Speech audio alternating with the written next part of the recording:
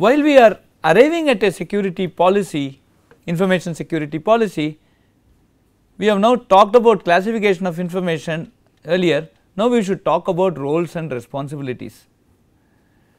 Now again there is a classification that we need to do at the roles level. So there are internal roles, there are external roles, and then there are human resources. So what are the internal roles? People internal to the organization, what are the roles? People external to the organization, what are the roles? And what is the role of a human resource? The roles also come out with responsibilities. Now let us go and look a little more into internal roles. The internal roles actually comprise the executive management and the operational staff. The executive management will have also the information system security professionals, the owners of the data and system, and the custodians of this. So these are all the part of your one class of internal roles, we can say, and all of them may be monitored directly by the executive management. Then there are the operational staff, which is another category which includes the users of the assets, the legal complaints and privacy officers, the auditors, and the physical security officers. So the internal people within the organization may be classified from the responsibilities and roles from the information security perspective into these two, as we have seen in the slide. The external people are the vendors, suppliers, contractors, temporary employees, customers, business partners, outsourced relationships, outsourced security, all these things, all these people are the external partners, external people, and their roles and responsibilities also need to be fixed. The role of the human resource within an organization is to come out with employee development and management, the hiring and termination procedures for an employee, and then what sort of non-disclosure agreements these employees should do, and how do you keep on educating these employees on this. So that is a very big role the HR has to play. So to sum up this slide, what we have done here is that when we are looking at an information security policy and the subsequent standards and procedures, we need to clearly identify these internal people and the external people, and also make the HR policy very strong. I have seen in many organizations where their core business is not information technology. For example, banks, the core business is banking, not information technology. They treat the information technology division of the bank and also the core the main employees of the bank at the same level from the HR perspective. I think, in my opinion, in my very humble opinion, it is wrong. There should be a different HR policy for the information technology division of any organization. Lead a factory, a car factory, there will be an IT division there. The HR policy for the normal factory should be different from the HR policy of the IT factory. The education that is going to be imparted there, the type of roles they are going to be assigned, because they essentially over a period of time or already would be the backbone of the entire organization. And so it is not that they should be given a special treatment, but it should be given a different treatment there. The type of disclosure agreements that you get signed, the type of training you put, the type of trust that you need to build in them, the type of ethics that they need to be educated upon if they do not have, the way you recruit, right. There is a very big debate, we will talk about it in one phase of this information security course, probably level 4 or level 5, where you are going to look at psychological and attitude type of analysis on how we recruit people for such type of information security business. That is very, very important. So we have to look at it, it is more a social problem that we have already talked about.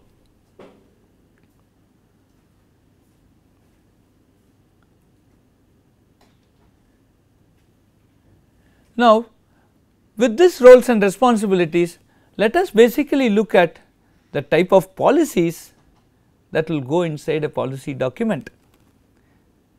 So, we have now come to a stage, we have looked at a baseline, we have looked at information classification, we have looked at some roles and responsibilities.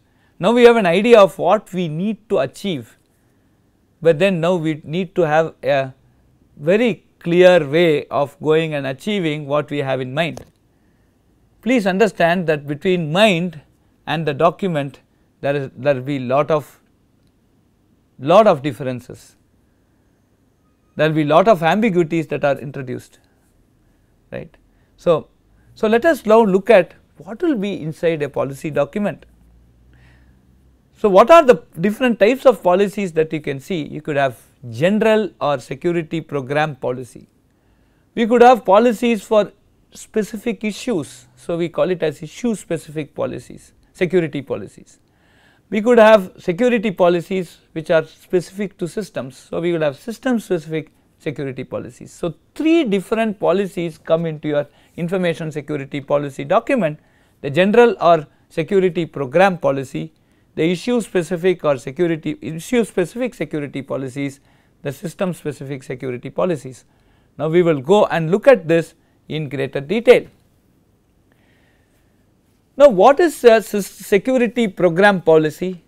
This is a 60,000 feet abstract level of your information security. So, this is generally called your IT security policy or the information security policy which your board sees. It will be something like 2 to 10 pages long. It is a very executive level document usually drafted by the chief information officer of your organization. This will talk about strategies for security, this will talk about broad guidelines of security. I am now talking about policy. With the policy itself, he says should give you broad guidelines and the standard document should be driven by these policies.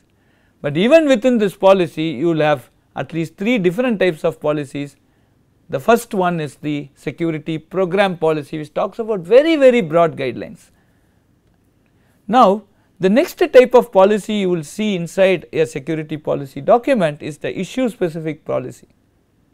What is this issue specific policy? It talks about the technologies and the processes that are needed to support certain routine operations. It will address specific areas of technology, and it is also important that we may have several independent issue specific policy documents, one for network policies, another for backup, another for third party. How do I identify a third party? What are the basic things? So, there should be a policy. So, these are all issue specific policies inside an information security policy document. So, though this looks very obvious, I go back to my first statement of Bertrand Russell, obviousness is the enemy of correctness. We should be extremely careful in making these policies. For a simple thing is that we try to make these policies modular in the sense that there will be some very generic things. Suppose I am looking at a technology, say backup, there should be some generic statements about backup, then there should be something specific about current day backup. So, when I want to revise these policies, because issues keep changing, technology changes, processes changes, people changes, aptitude changes, so the policies also have to change. So, when these issue specific policies change, I need not go and change the entire document. When I have a modular approach, some part of the document remains the same and some part which is very much closely coupled to the issue alone changes. So, this is all about what we need to have at a very high level an understanding of issue specific security policies. Now, let us go and very clearly look into the structure of this issue specific security policy. First and foremost, there will be the statement of policy.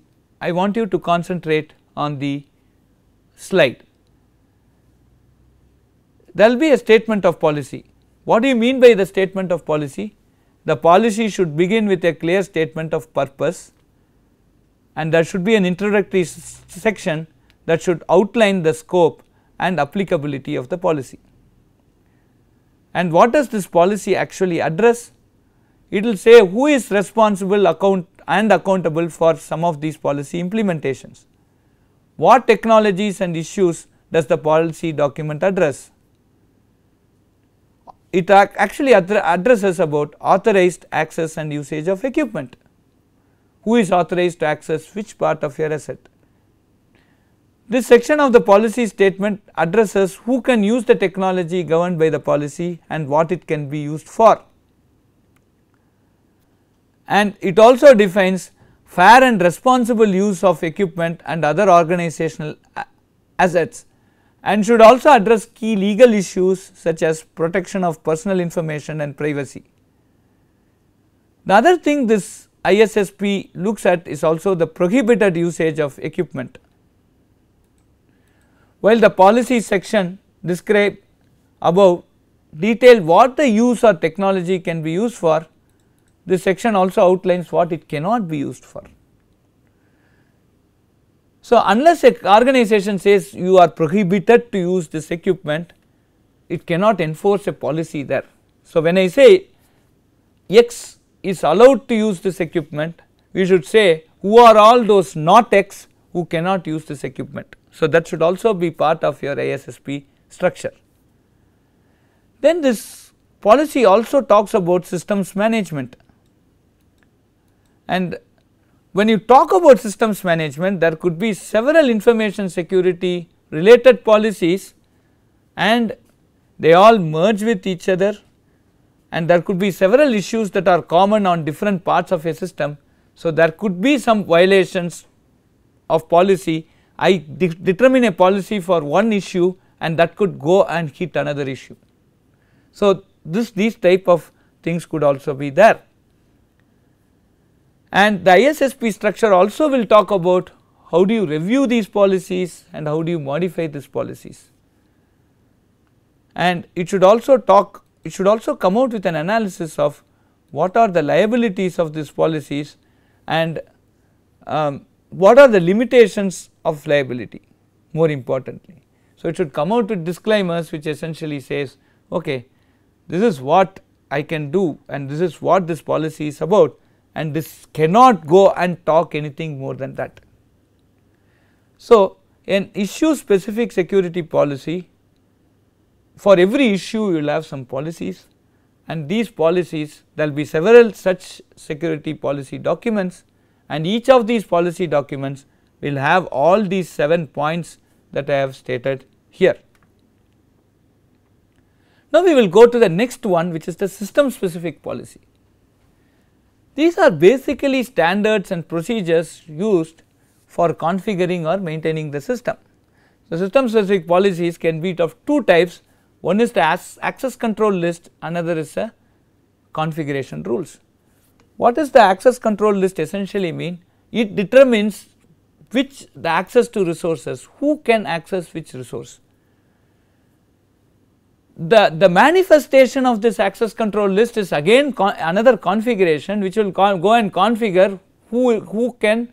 So, it will configure the resources in such a way that some people have access to some resources and some do not have access to some resources.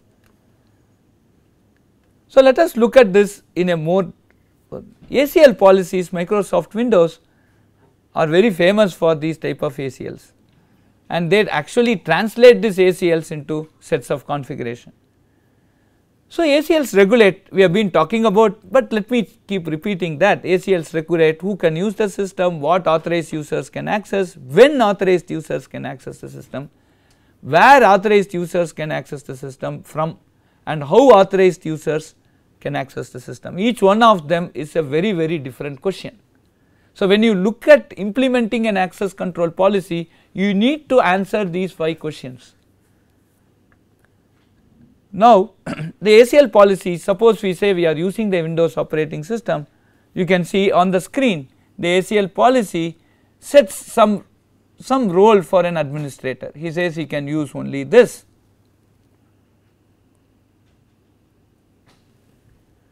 Now, we will go more on to rule policies. So, the ACL actually implemented a rule, but the rule policies can also be more specific to the operation of a system.